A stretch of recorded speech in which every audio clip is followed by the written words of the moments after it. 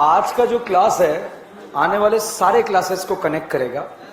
आज का क्लास अगर बर्बाद तो एक्चुअली तो खत्म है खेल, भले कल से मत आना आप लोग, ठीक है। बहुत इंपॉर्टेंट लेक्चर है जिसका नाम है डायरेक्ट एनएसआर। डायरेक्ट एनएसआर अगर नहीं हुआ तो सिर्फ जब भी क्वेश्चन आएगा तो आप बोलेंगे क्वेश्चन SN1 आएगा तो आपको कूलर हवा ये बोलेगा क्वेश्चन, ठीक है। तो इसलिए बहुत अलर्ट होके न्यूक्लियोफिलिक सब्स्टिट्यूशन रिएक्शन में 3-4 चीजें हैं जो इंपॉर्टेंट बातें हैं। दिखाई दे रहा है, ठीक है। न्यूक्लियोफिलिक सब्स्टिट्यूशन रिएक्शन में हमने एसिड डेरिवेटिव में चप्पल मार कॉन्सेप्ट, ठीक है, और अराइल हैलाइड में जो है दोनों में इंटरमीडिएट क्या बनता है, एनायन।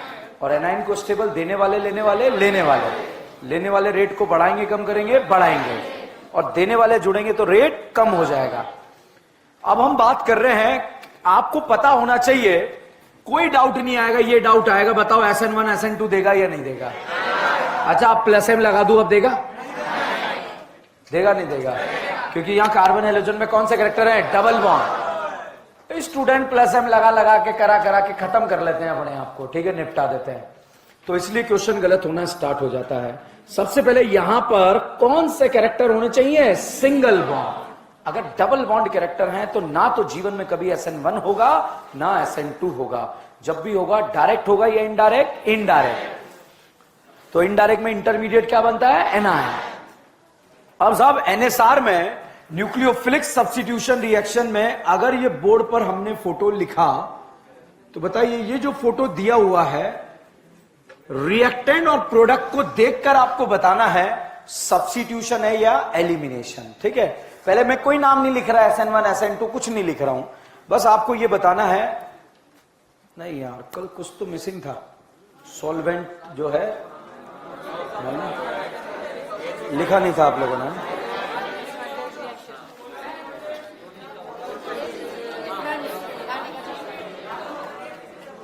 ओके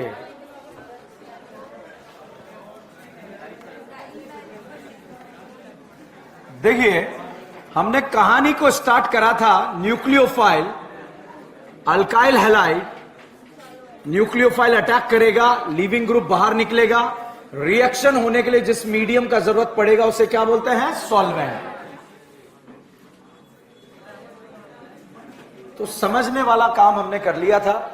छोड़कर जाने वाले ग्रुप का नाम होता है लिविंग ग्रुप, अटैक करने वाले ग्रुप का नाम होता है न्यूक्लियोफाइल, और जिस मीडियम में रिएक्शन होती है उसका नाम होता है सॉल्वेंट। कोई भी ग्रुप आपको छोड़कर जा रहा है, आपसे जुदा होकर स्टेबल होगा या अनस्टेबल, स्टेबल। जितना स्टेबल अनाइन उतना बेटर लिविंग ग्रुप। अब हमने सॉल्वेंट बताया था दो तरह का, पोलर प्रोटिक और एक एप्रोटिक। प्रोटिक मतलब प्रोटॉन है या नहीं है, प्रोटॉन मतलब H+, किसके पास जाएगा, एनायन, मतलब ये कैटाइन एनायन दोनों को घोलेगा, ठीक है।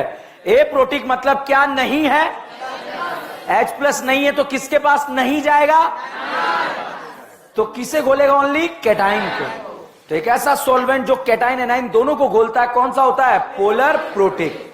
एक ऐसा सॉल्वेंट जो सिर्फ कैटाइन को घोलता है कैसा है, एप्रोटिक। अगर किसी रिएक्शन में आपको कैटाइन एनायन दोनों को घोलना है कौन सा सॉल्वेंट, पोलर प्रोटिक। अगर आपको किसी रिएक्शन में जो है एनायन को बचाना है, पोलर एप्रोटिक, ठीक है। तो सॉल्वेंट मैंने समझा दिया था आप लोगों को, लिख देता हूं आप छाप लो फटाफट, ठीक है। सॉल्वेंट क्या है,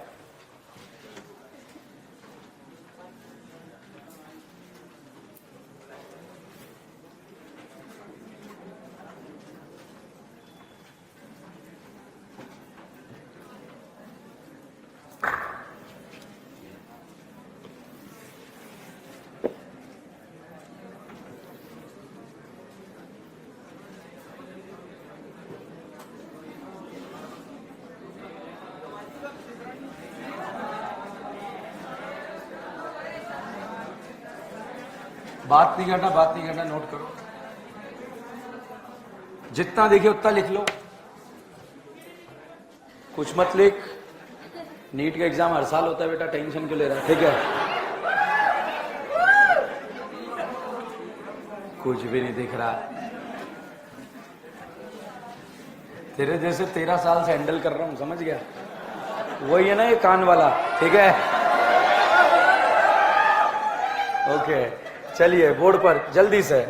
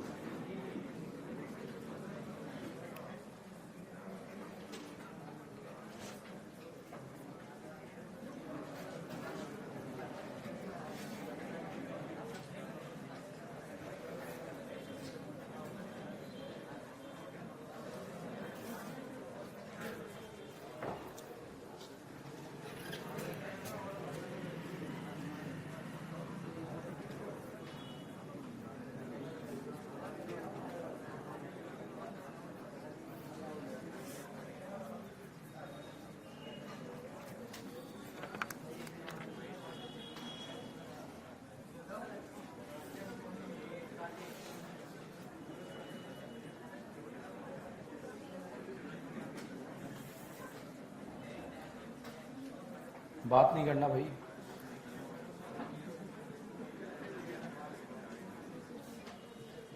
तू समझ नहीं आ रहा तेरा? हिंदी में नहीं समझता तू? मराठी में समझता?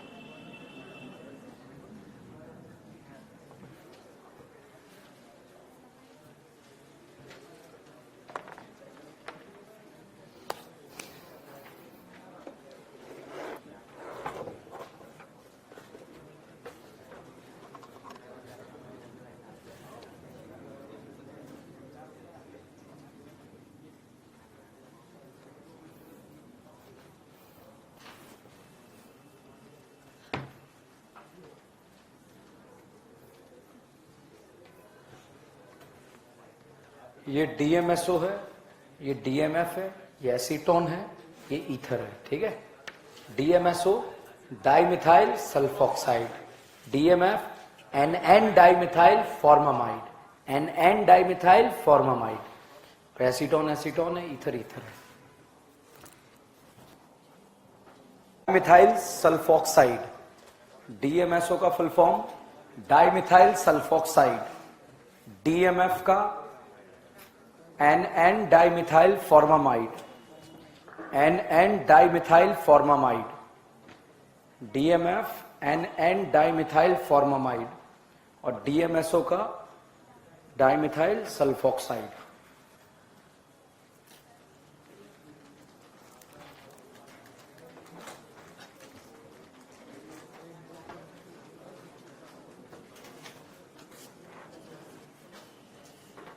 लिखा? देखिए भाई, डायरेक्ट एनएसआर हमने स्टार्ट करा। डायरेक्ट एनएसआर अल्काइल हैलाइड भी देगा, अल्कोहल भी देगा, ईथर भी देगा, मगर यहां कार्बन हेलोजन में कौन से कैरेक्टर रिक्वायर है? सिंगल।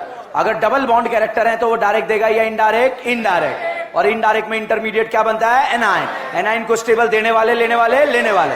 किसी भी रिएक्शन को होने के लिए जिस मीडियम का रिक्वायरमेंट होता है उससे क्या बोलता है? सॉल्वेंट।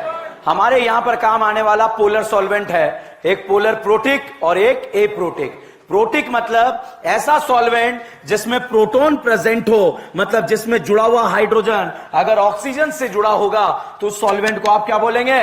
Polar protic solvent. तो आप देखिए सब में हाइड्रोजन ऑक्सीजन से जुड़ा है, तो ये कौन सा सॉल्वेंट है? Polar protic.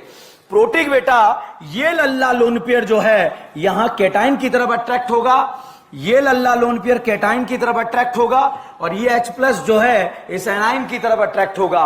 तो एक ऐसा सॉल्वेंट जो कैटाइन को भी घोल दे और एनाइन को भी घोल दे, उस सॉल्वेंट का नाम क्या है? Polar protic solvent. ठीक है, यहां पर अगर बात करें एक ऐसा सॉल्वेंट जो कैटाइन का भी सॉल्वोलिसिस कर दे, एनाइन का भी सॉल्वोलिसिस कर दे, मतलब वो कौन सा सॉल्वेंट है? Polar protic solvent. Aprotic मतलब क्या नहीं होगा? प्रोटॉन, ऑक्सीजन से जुड़ा हुआ हाइड्रोजन नहीं होगा। यहां पर देखिए, क्या ऑक्सीजन से जुड़ा हुआ हाइड्रोजन है क्या? तो ये प्रोटिक है या ए प्रोटिक? ए प्रोटिक मतलब क्या नहीं है? प्रोटॉन।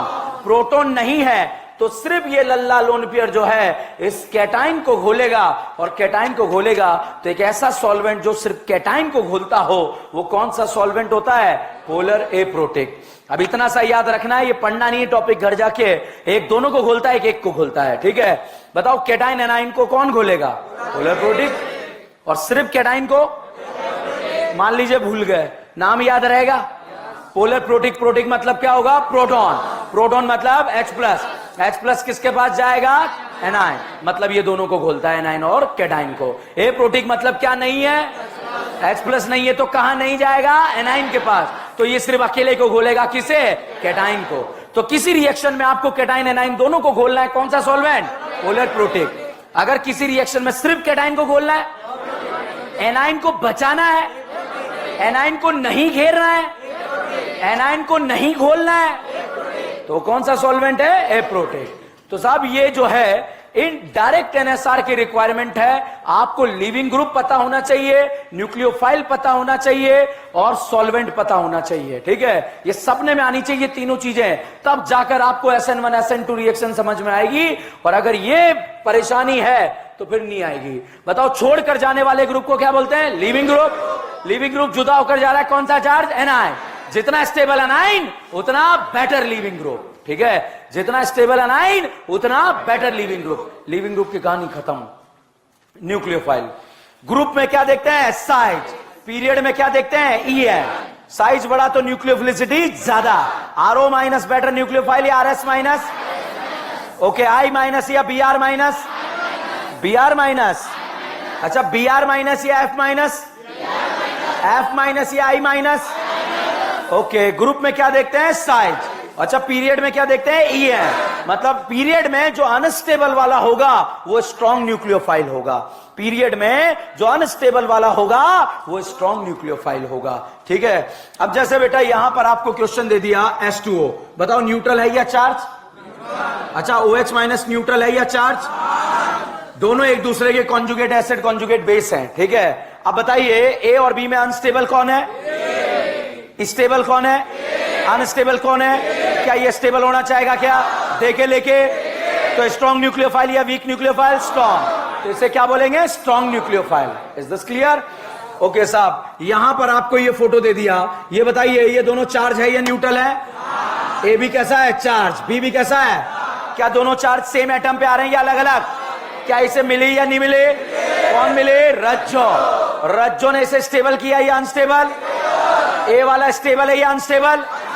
करीना पर पहले अटैक किसका होगा? ए का, बी का? स्ट्रॉन्ग न्यूक्लियोफाइल ए होगा या बी होगा? समझ में आया?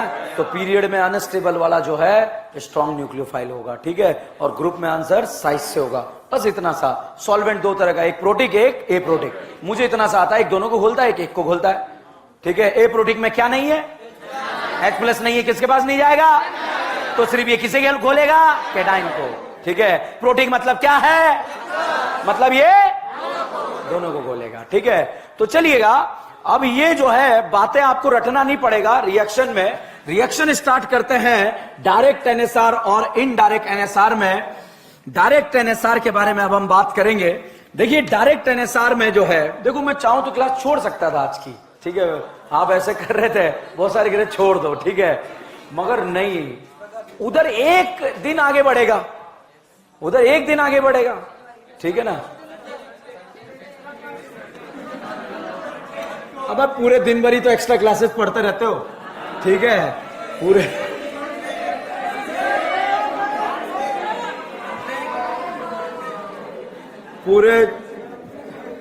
कभी फ्री टाइम देखा तुमने? तुम्हारे पास 9 से 10 क्लास, 10 से 11 क्लास, 11 से 12 एक्स्ट्रा क्लास, 12 से 1 क्लास, 1 से 2। सर वो भी हम मतलब हमारी खुद की क्लास है, हमारे पर्सनल काम भी तो होते हैं। ठीक है, फिर 2 से 3 क्लास, 3 से 4 क्लास, बिल्कुल मजदूरों की तरह यहाँ के पूरा दिन जो है हमारा बर्बाद हुआ है। चलिएगा, सपने में आएगी जो रिएक्शन मैं आपको पढ़ाने जा रहा हूं। E1 E2 का डिफरेंस पता है? यूनिमोलिकुलर, दो ने कांड करा, एक ने कांड करा, anti coplanar transition, multiple step, single step, carbocation, rearrangement, without rearrangement, सेक्साफल्किन, हाई टेम्परेचर, कार्बोकेटाइन, कार्बोकेटाइन का स्टेबिलिटी, एक में बन रहा है स्टेबिलिटी, दोनों में देख रहा है अलग। ओके, अच्छा आप बोर्ड पर देखो, ऑल कबीलास, जब जरूरत पड़ेगी मैं बोलूंगा आपसे, ठीक है? पहले बोर्ड पर देखिए, यहां पर ये फोटो दिया CD3, CT3 और Cl। पहले बताओ क्या कोई कायरल सेंटर है? कायरल सेंटर है? कितने कायरल है? अच्छा, इस कार्बन Cl में सिंगल बॉन्ड कैरेक्टर है या डबल बॉन्ड?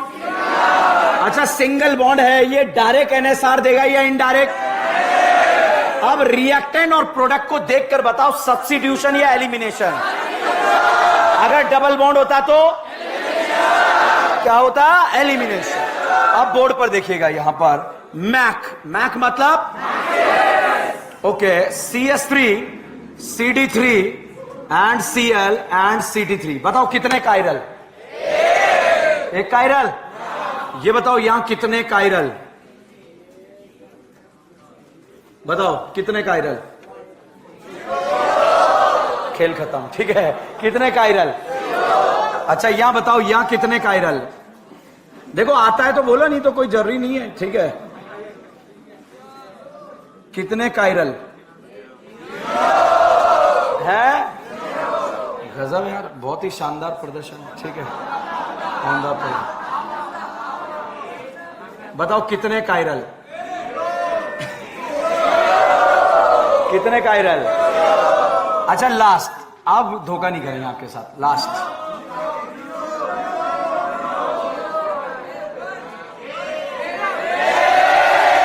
कितना कायरल? एक।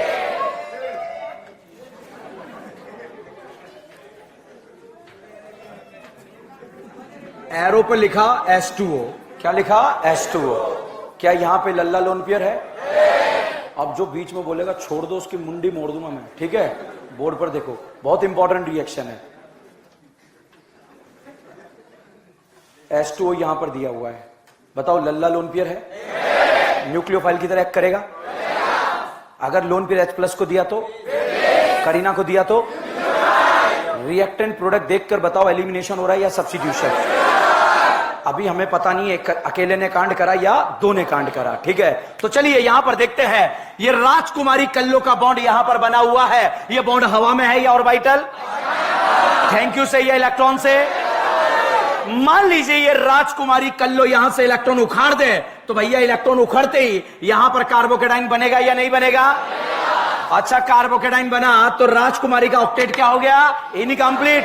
क्या राजकुमारी परेशान हो गई? क्या राजकुमारी गाना गाने लगी? कौन सा? मैं परेशान परेशान परेशान। पड़ोसियों को दया आएगी क्या? पड़ोसियों ने पूछा बेटा कार्बोकेटाइन अड़ोस में जाएगा? पड़ोस में जाएगा? सड़ोस में जाएगा?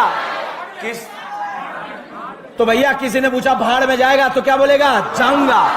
करीना ने बोला मुझे वो चाहिए। क्या चाहिए? हाइड्रोजन के पास कितने लल्ला? ऑक्सीजन के पास कितने?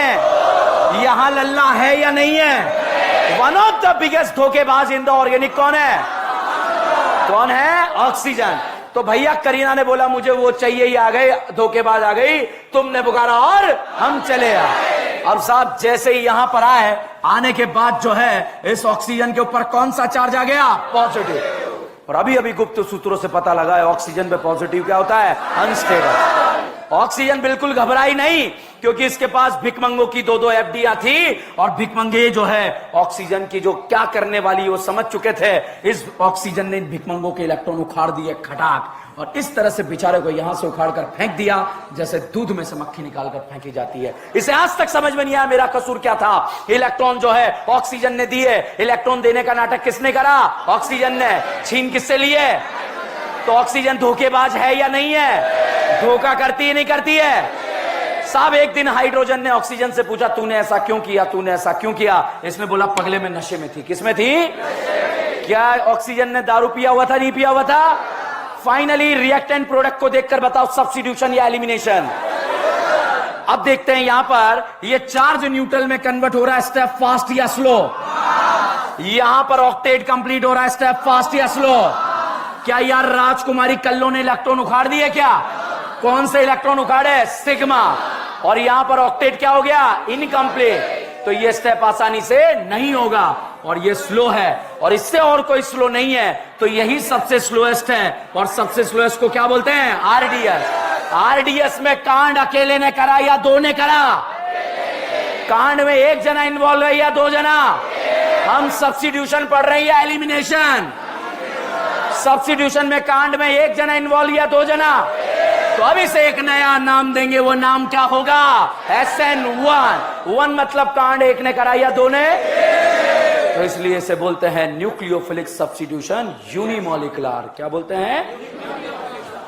यूनिमॉलिकुलर। तो यहां पर अगर बच्चों हम रेट लो लिखें कि इसका रेट लो क्या रहेगा, तो रेट लो में जो है सिर्फ एक ही पार्टिकल जो है पार्ट ले रहा है और एक ही पार्टिकल पार्ट ले रहा है CD3, CT3 और C है। ठीक है,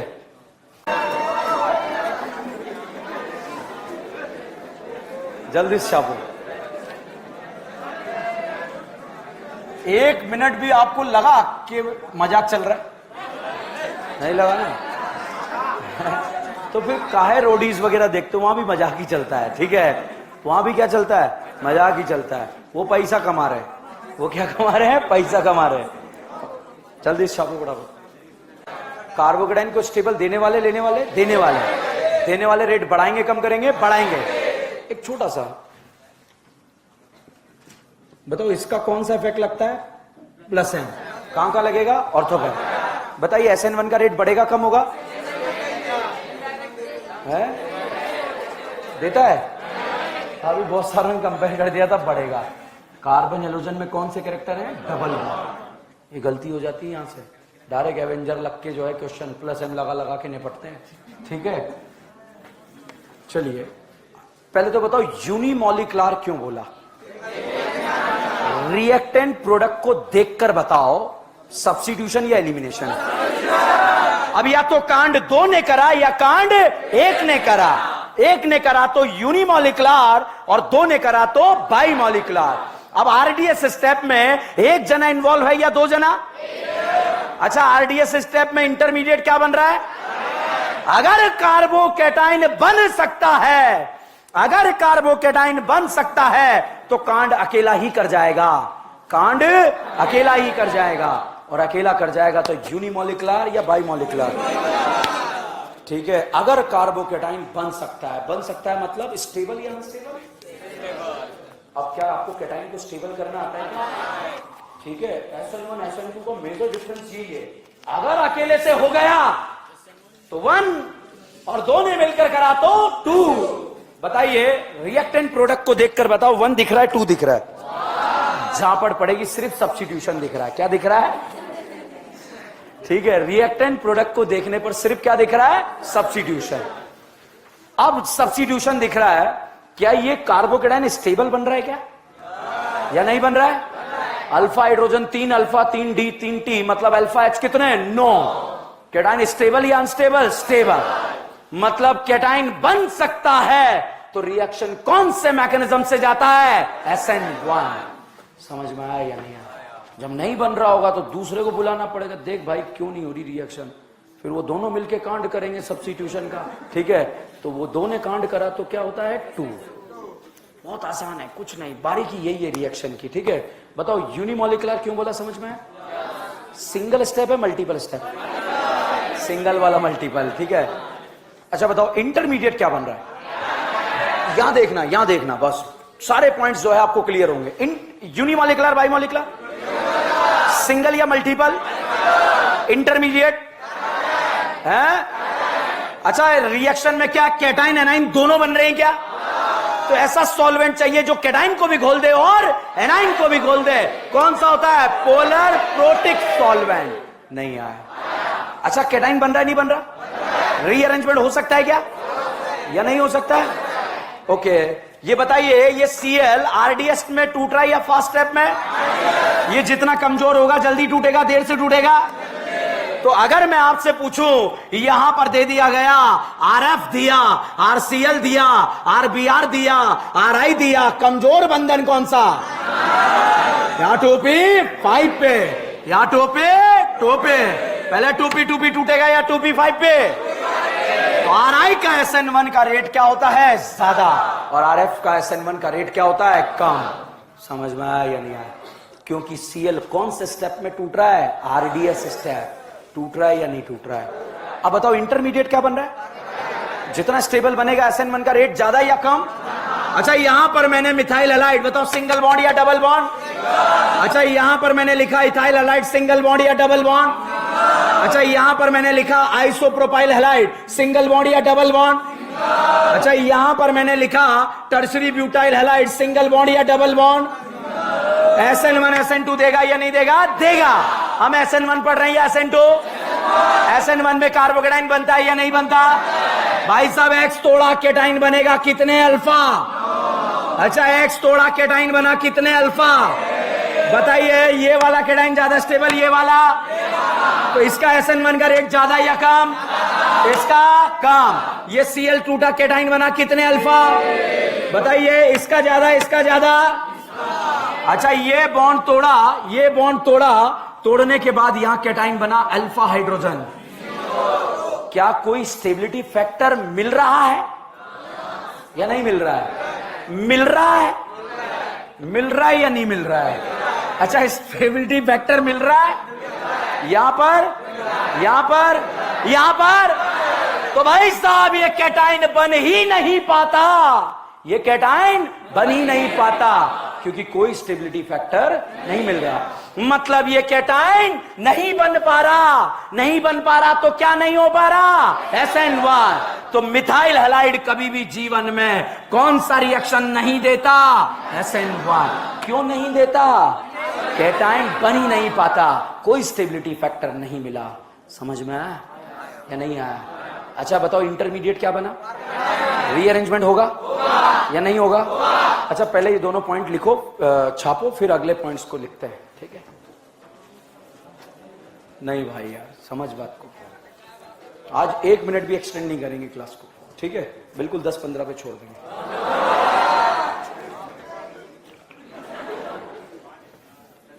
स्टेबिलिटी पे डिपेंड करेगा। अच्छा बताओ, RDS स्टेप में क्या 2 चार्ज बन रहे, cation A9?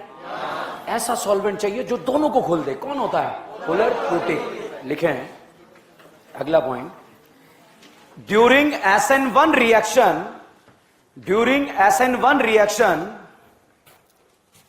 Polar protic solvent, during SN1 reaction polar protic solvent is used, polar protic solvent is used, bracket में लिख लो वाटर, अल्कोहल,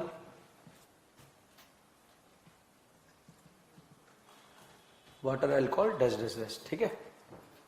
ऑक्सीजन से जुड़ा हुआ हाइड्रोजन। प्रोटिक क्यों यूज करा, समझ में आया? ठीक है। अब ये देखो,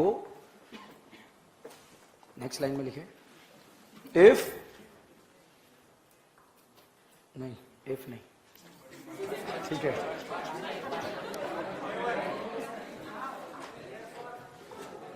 इधर देखिए, Cl हटा, कैटाइन बना। ये कौन था? न्यूक्लियोफाइल। कौन था? क्या न्यूक्लियोफाइल ने डायरेक्ट जाके अटैक किया था क्या? डायरेक्ट जाके अटैक किया था क्या? मतलब इसका इतना औकात नहीं था। अच्छा बताओ, A और B, H2O और OH माइनस में स्ट्रॉन्ग न्यूक्लियोफाइल कौन है? तो A कैसा है? B कैसा है? A कैसा है? ओके। अच्छा बताओ, ROH और RO माइनस में स्ट्रॉन्ग न्यूक्लियोफाइल कौन है? तो A कैसा है? ओके। ये बताओ, क्या इसने डायरेक्ट जाके अटैक किया क्या? अगर ये डायरेक्ट जाके अटैक किया होता तो कैसा रहा होता? स्ट्रॉन्ग या वीक? स्ट्रॉन्ग। मतलब SN1 में जो न्यूक्लियोफाइल यूज किया गया होगा वो कौन सा होगा? वीक। लिखें, वीक न्यूक्लियोफाइल ब्रैकेट में water alcohol, weak nucleophile bracket में water alcohol is used during SN1 reaction. Weak nucleophile bracket में लिखेंगे water alcohol is used during SN1 reaction. ठीक है, नेक्स्ट लाइन में लिखें, if solvent behave as a nucleophile,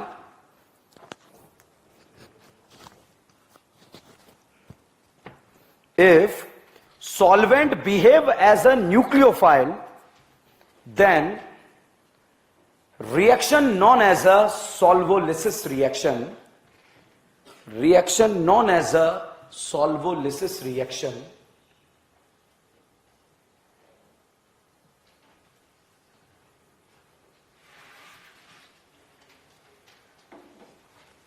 next line में, if water behave as a nucleophile, if water behave as a nucleophile, then it is known as a hydrolysis reaction.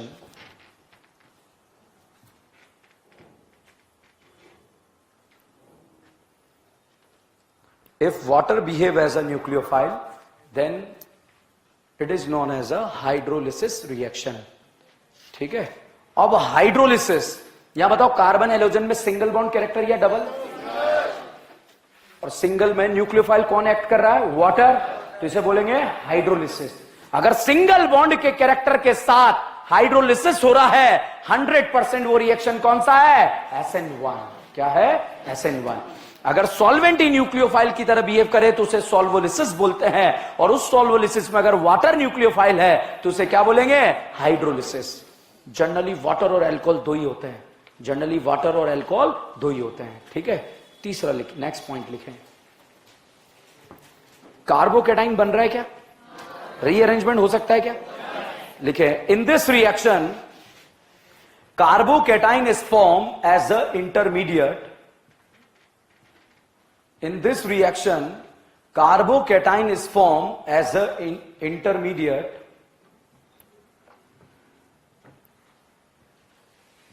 so whenever stability of carbocation increases, so whenever stability of carbocation increases, then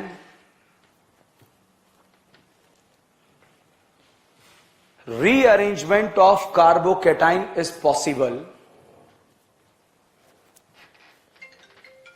then rearrangement of carbocation is possible, major product will form, major product will form after rearrangement, major product will form after rearrangement. ठीक है, ये बताओ ये कौन सा bond है, sigma या पाई? और ये क्या है? पाई है। कब से हो रहा है ऐसा तेरे को? ये बताओ कौन सा बॉन्ड है? सिग्मा। ये कौन सा है? भाई साहब, रिएक्शन में सिग्मा तोड़ा, सिग्मा बनाया, स्टेबल तोड़ा, स्टेबल बनाया। ओवरऑल रिएक्शन लो टेम्परेचर पे प्रोसीड करते हैं, मगर एलिमिनेशन का टेम्परेचर कैसा होता है? हाई। और major difference between substitution and elimination is temperature. ठीक है, तो लिखें, SN1 reaction proceed at the low temperature, SN1 reaction proceed at the low temperature, SN1 reaction proceed at the low temperature। लिखा? अच्छा बताओ, प्रोडक्ट में क्या कोई कायरल सेंटर बन रहा है क्या? प्रोडक्ट में तो कोई भी कायरल सेंटर होता है तो उसकी दो फॉर्म होती है, एक तो राखी और एक साबुन। अच्छा, Cl निकला, कार्बोकेटाइन बना, कार्बोकेटाइन का हाइब्रिडाइजेशन sp2 होता है या sp3? बताइए, ये sp2 होता है या sp3? sp2। sp2 प्लेनर या नॉन प्लेनर? प्लेनर। प्लेनर मतलब बच्चा ये एक ही प्लेन में प्रेजेंट है, और एक ही प्लेन में प्रेजेंट है, मतलब CH3 CD3 CH3 इस तरह से एक ही प्लेन में प्रेजेंट है। अब वाटर न्यूक्लियोफाइल ऊपर से भी आ सकता है और नीचे से भी आ सकता है, दोनों तरफ से आने के चांसेस बराबर या नॉट बराबर? अगर ऊपर से आया R बना तो नीचे से आया, अगर ऊपर से आया S बना तो नीचे से आया, और RS का बराबर बराबर मिक्सचर क्या कहलाता है? Racemic mixture. तो लिखें, if new chiral centre is generated, if new chiral center is generated, then product will be racemic mixture, then product will be racemic mixture,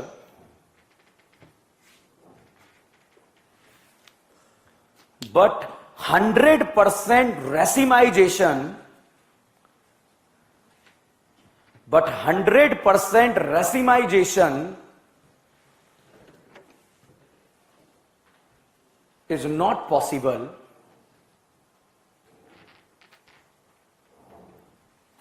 100% racemization is not possible. More inversion, less retention. More inversion, less retention. ठीक है, but mainly racemic mixture, but mainly racemic mixture. Due to the intimate ion pair, intimate ion pair,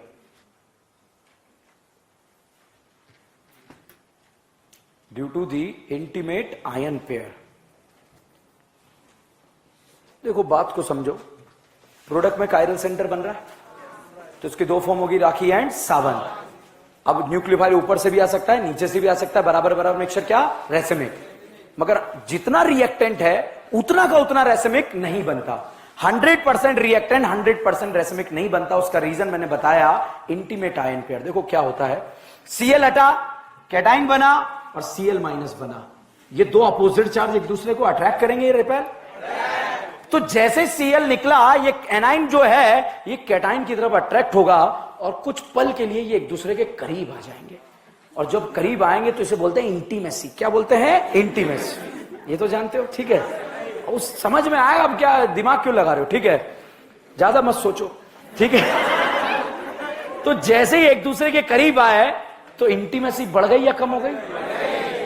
अब साहब nucleophile water carbocation समझ के ऊपर से आया, उसने कहा ई का है, ठीक है, मतलब इस साइड से आना तो पॉसिबल नहीं है, तो ये दूसरे साइड से आएगा, ठीक है।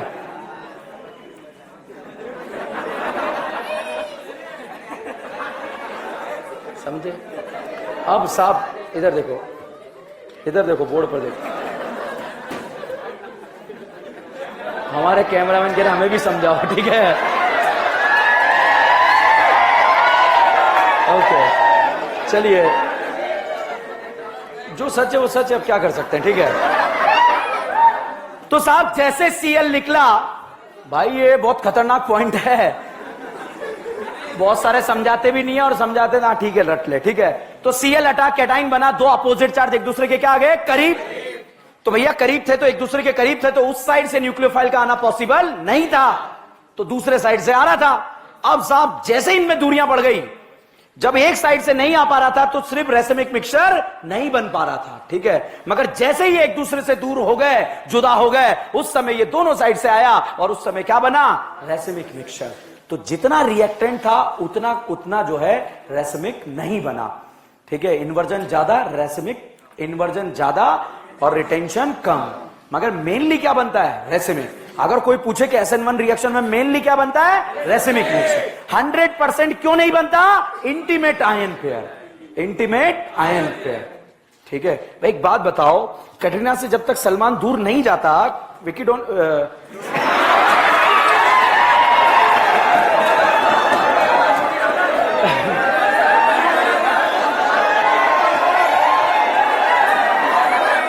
समझिए आप लोग, ठीक है। कहानी समझ में आई आप लोगों को? अगला लास्ट पॉइंट है, फिर उसके बाद क्लास छोड़ देंगे, ठीक है? ये लास्ट पॉइंट, फिर मुझे दोबारा लिखना पड़ेगा बोर्ड सारा, इसलिए जो है देखिए, अगर आपकी रटने की आदत है, समझ में आया ना आया, हाँ कि क्या नहीं आ रहा, गोबर की तरह खा जाओ, ठीक है? तो ऐसे नहीं, सारे पॉइंट समझने वाले हैं। वो एक लाइन देखकर अब देखो, बाद में बने रहेंगे ना, रुक जाना, ठंड रख, ठीक है? Rate of reaction will depend on, rate of reaction will depend on,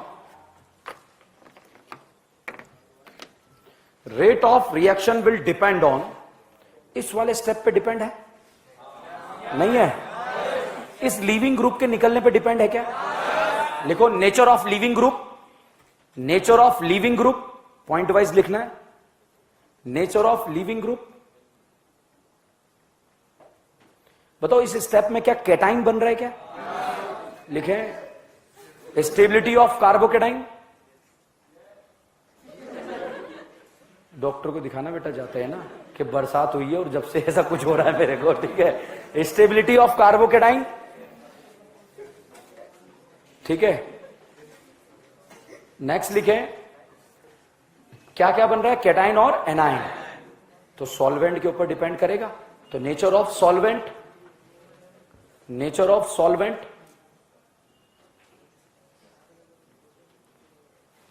अच्छा न्यूक्लियोफाइल यही था क्या?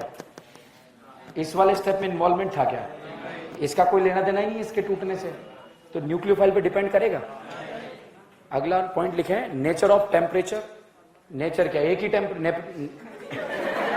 ओनली लिखें टेम्परेचर, ओनली टेम्परेचर, मतलब नेचर टेम्परेचर क्या, नेचर ऑफ टेम्परेचर क्या, टेम्परेचर का नेचर एक ही है, आग लगाना, ठीक है? तो टेम्परेचर। बहुत सारे स्टूडेंट्स सिर्फ सॉल्वेंट रट के रिएक्शन को बर्बाद कर देते हैं, सिर्फ कैटाइन रट के रिएक्शन को बर्बाद कर देते हैं, सिर्फ लीविंग ग्रुप रट के रिएक्शन को बर्बाद कर देते हैं, मगर इसमें इन सब का इन्वॉल्वमेंट था।